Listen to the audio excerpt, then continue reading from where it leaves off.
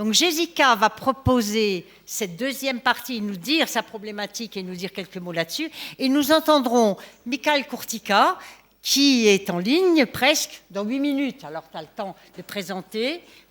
Oui, à peu près. Tu avais 10 minutes. Tu prends tes 10 minutes, il nous attendra. Et puis après Michel Courtica, par contre, on déplace la Belgique après le repas. D'accord? Donc, Jessica, c'est à toi. Oui, merci beaucoup, Claude. Bonjour tout le monde. Alors, je comprends que Michel Courtica va se connecter dans 7 minutes plus ou moins. Donc, je voudrais vous présenter cette partie. Alors, la crise énergétique était là depuis 2 ans. Ça n'est pas quelque chose qui est arrivé suite à la crise en Ukraine uniquement.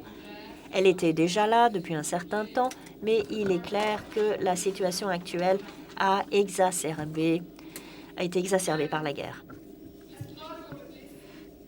Dans tout cela, il y a eu des questions qui ont été posées par le nucléaire et si certaines décisions prises par les gouvernements sont les bonnes. Mais tout cela s'est fait en même temps que ce débat sur le nucléaire et son inclusion dans la taxonomie. Donc on a vu ces 2 dernières années non seulement l'accent mis sur la crise énergétique grandissante et dans le débat de la taxonomie, mais une discussion plus large sur le nucléaire et des discussions plus fortes. Et on a vu différentes parties prenantes qui ont commencé à se réunir et à défendre le nucléaire. Donc on ne parle pas seulement du secteur du nucléaire, mais également des États membres. On parle de syndicats, des travailleurs. Et on parle également de la société civile et un plus grand nombre d'ONG. Un point intéressant que j'ai vu dans les arguments utilisés, en particulier de la plateforme du développement durable, qui disait que le nucléaire ne doit pas être ajouté, ils disent que, étant donné la crise énergétique, etc., oui, le nucléaire ne semble pas fournir la sécurité de la chaîne d'approvisionnement, mais ça n'est pas une question de sécurité. Il faut être clair, le développement durable a 3 piliers. L'environnement, c'est un pilier très important, c'est celui sur lequel on se concentre le plus maintenant, mais également, il y a la durabilité de l'économie et la durabilité sociale. Et je vais être très clair ici, l'accès à l'énergie est un droit fondamental et l'accès à l'énergie est également une question sociale. Et donc, c'est important dans le débat sur la durabilité. Aujourd'hui, il faut faire les bons choix. Et ces bons choix doivent combiner notre besoin de décarboner le plus vite possible. En même temps, il faut s'assurer que nous avons suffisamment d'énergie pour satisfaire nos besoins, mais également, il faut s'assurer que les citoyens peuvent se payer cette énergie.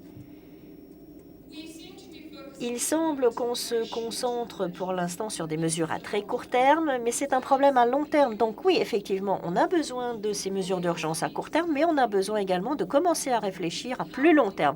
Comment est-ce qu'on peut faire en sorte que ça ne se reproduise pas à l'avenir? L'Union européenne fixe la politique et comme Yann l'a mentionné précédemment, les États membres sont libres de décider de leur mix énergétique. Mais cette décision doit s'aligner avec les objectifs de l'Union européenne. Dans cette partie, nous allons nous pencher sur les perspectives des différents pays de l'Union européenne. Aujourd'hui, il y a des États membres qui repensent les plans de sortie du nucléaire, la Belgique. On va parler de la Belgique dans cette partie, mais également l'Allemagne. La question semble être, est-ce qu'on veut vraiment supprimer les 2 derniers réacteurs à la fin de l'année ou alors est-ce qu'il faut repenser ça? Il y a d'autres pays qui, comme on l'a dit précédemment, regardent comment la crise affecte leur secteur nucléaire. Certains dépendent des combustibles russes et de la technologie russe. Et même s'il n'y a pas de sanctions en place pour l'instant, les entreprises et des pays cherchent à voir ce qu'ils peuvent faire pour s'assurer qu'il n'y ait pas de problème pour pouvoir se fournir. Il y a également d'autres États membres qui veulent stimuler leur parc, et la France en est un exemple clair. Et certains pays, depuis un certain temps, essaient de voir, bien, est-ce qu'on ne devrait pas essayer de voir comment construire une nouvelle centrale nucléaire? Donc des pays comme la Pologne, par exemple. Il y a un point supplémentaire que je voudrais dire aujourd'hui et qui est lié à la taxonomie d'une certaine manière, et c'est bien qu'on ait eu la vision du Parlement européen ce matin, c'est que ça montre comment les choses évoluent et qu'il y a une vision plus positive du nucléaire à l'avenir. Le comité de l'industrie au Parlement européen a discuté de redynamiser l'Union européenne et il y a des liens, bien sûr. Il y a le fonds de résilience et d'autres fonds européens. Comment est-ce qu'on peut rendre les fonds disponibles pour nous aider à nous éloigner de notre dépendance à l'énergie russe? Et un amendement a été voté. Il faut encore qu'il passe devant la plénière. Mais dans cet amendement, en fait, on dit que ces fonds peuvent être utilisés et doivent être utilisés également pour le nucléaire. Donc, pas seulement pour le renouvelable, mais également pour le nucléaire.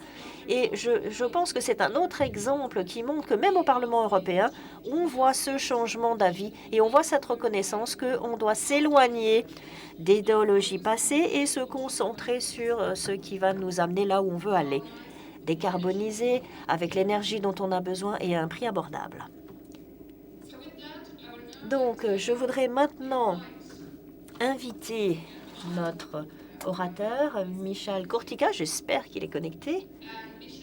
Michal Kurtyka, comme vous le savez, est un ancien ministre du Climat et de l'Environnement en Pologne et l'ancien président de la COP24 en Pologne. Monsieur Kurtyka, je vous donne la parole si vous êtes connecté. He's not connected. Il n'est pas connecté. Il n'est pas là.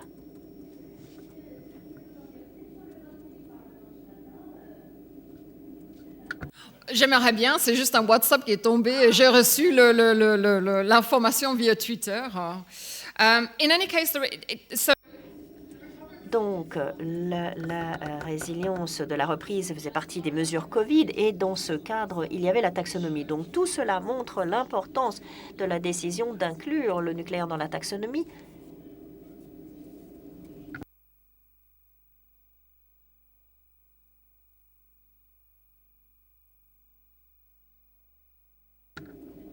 No, the vote that Jessica was referring. Jessica faisait référence à deux choses ce matin, deux votes au comité ITRE du Parlement européen. Et il y a eu 32 voix en faveur de l'inclusion du nucléaire pour électrifier l'Europe, 23 votes contre et 3 abstentions. Mais comme Jessica l'a dit, maintenant il faut que ça passe devant la plénière. Donc, ça n'est pas encore fait, mais c'est un bon signal, je dirais. And it shows also the effects that Cela montre également l'effet de la taxonomie parce que on voit qu'il y a beaucoup de fonds européens à l'avenir qui seront liés à la taxonomie, à conformité à la taxonomie, donc fournir des fonds à des secteurs qui sont dans la taxonomie. Et pour le fonds de résilience, ils étaient là pour répondre aux critères de ne pas faire de tort. Donc, c'est un développement positif qu'on ne verra plus ces fonds avec l'exclusion automatique des centrales nucléaires, mais on va commencer à avoir des fonds qui vont inclure automatiquement les centrales nucléaires. Et bien sûr, cela montre la tendance positive qui se développe depuis 2 ans, et cela montre à quel point il y a des supporters de cette idée. Et ce que je voulais entendre de M. Kurtyka, c'est que ce qu'il faut soulever ici, c'est que nous avons, dans le processus d'action déléguée, il y a la possibilité pour les ONG de demander un examen interne, donc ils ne peuvent pas aller devant la Cour de justice européenne, mais ils peuvent aller vers la Commission et demander cet examen. Greenpeace a soumis son document et ce document se concentre sur la critique de l'exclusion du nucléaire dans la taxonomie. Mais ce qui est intéressant, c'est qu'il y a d'autres ONG qui ont également fait une demande similaire. Ce groupe comprend le WWF qui jusque-là était très anti-nucléaire. Donc, j'ai reçu la confirmation que cette demande ne concerne que le gaz. Donc, cette demande d'examen concerne que le gaz. Donc, il y a une réflexion aujourd'hui pour voir si cette position antinucléaire est encore réaliste. Et je pense que c'est un développement tout à fait positif. Et cela ouvre la porte pour que nous puissions en discuter avec eux. Parce qu'il ne faut pas se battre sur deux camps. Comme on l'a dit avant, il faut venir à la table et il faut tous discuter de solutions potentielles aux problèmes que l'on rencontre aujourd'hui. Et il n'y a aucune solution pour l'instant qui peut nous emmener au but de 2050. Est-ce que M. Courtica est connecté? So I understand that he has now. Alors, je crois qu'il s'est connecté, donc j'aimerais inviter M. Courtica à prendre la parole. Merci beaucoup.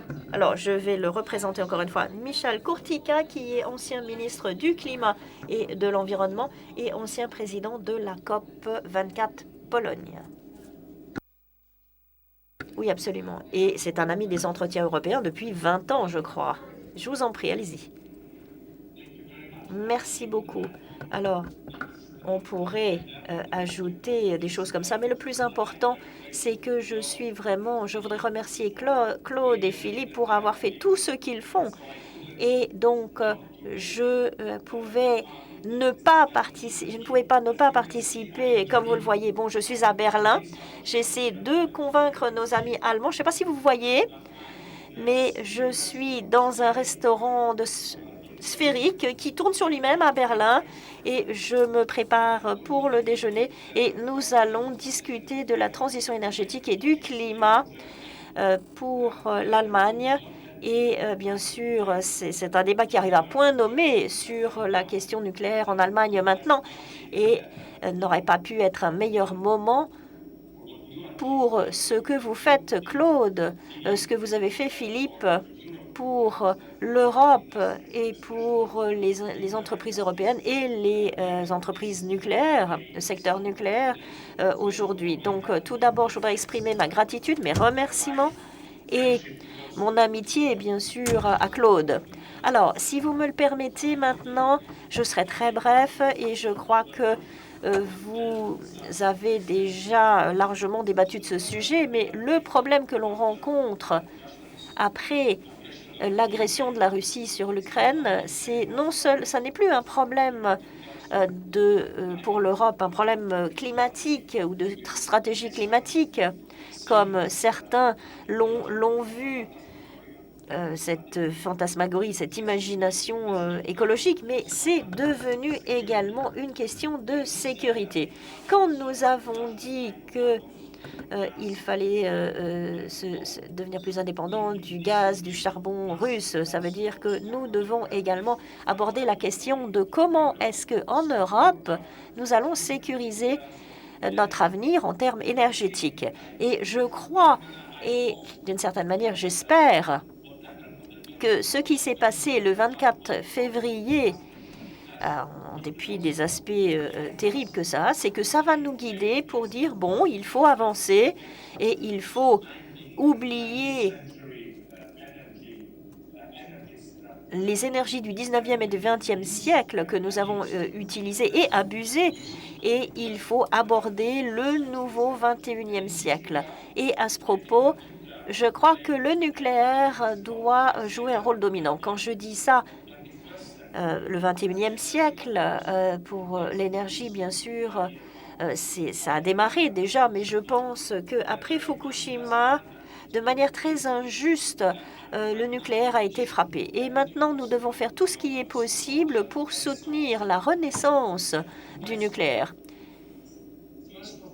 Et tout d'abord, il n'y a pas d'autres sources d'énergie qui peut subvenir aux besoins de notre civilisation en termes d'emploi, d'avance technologique, de sécurité et de résilience vis-à-vis des chocs extérieurs que le nucléaire pour l'Europe. Deuxièmement, parce que cela se marie bien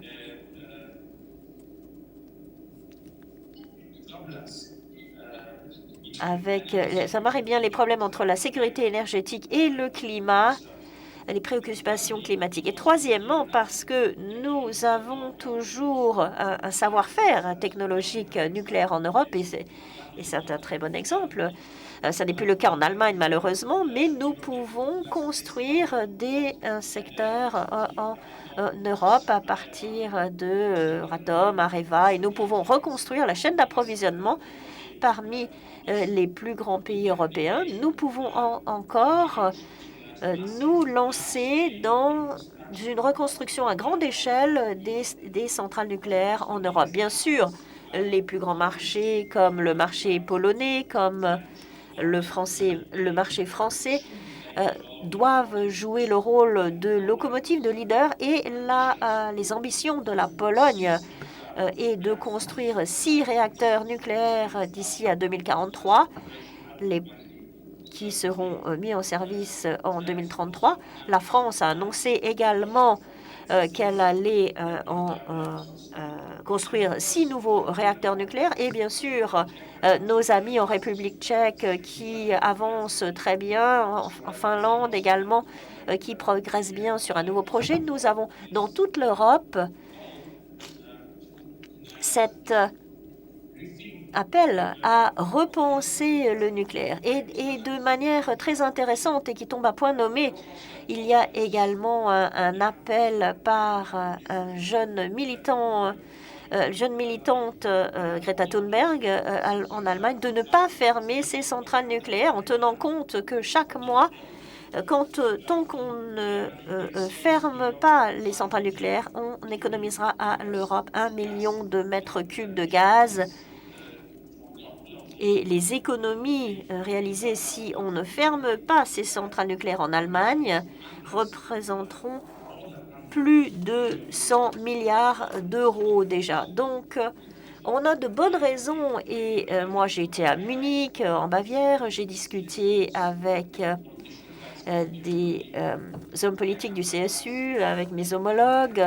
Et je crois que c'est un moment très intéressant et des questions sont posées en Allemagne, des questions qui avaient été oubliées depuis longtemps, à savoir est-ce que oui ou non le nucléaire doit faire partie du mix énergétique. Et tout cela fait que j'espère qu'en tant qu'Européens, nous serons capables de créer une stratégie de renaissance cohérente pour le secteur nucléaire.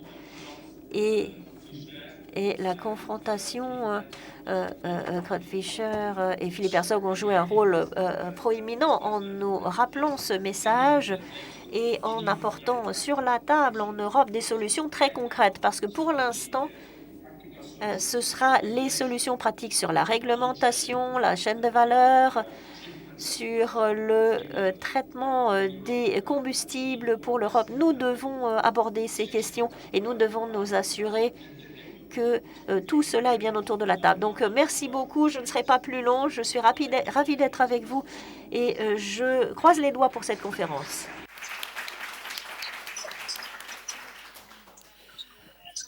Thank you very much, Mr. Kurtika. Merci à vous, Monsieur Kurtika. Je ne sais pas, Monsieur Kurtika, si vous êtes toujours avec nous et si vous pouvez nous consacrer encore quelques petites minutes pour une question. Cela ne semble pas être le cas, malheureusement. Ce qui veut donc dire que nous pouvons, nous aussi, prendre la pause déjeuner. Nous reprenons à 13h45, c'est bien cela? Très bien, je vous donc fixe rendez-vous ici même dans 45 minutes. Merci beaucoup.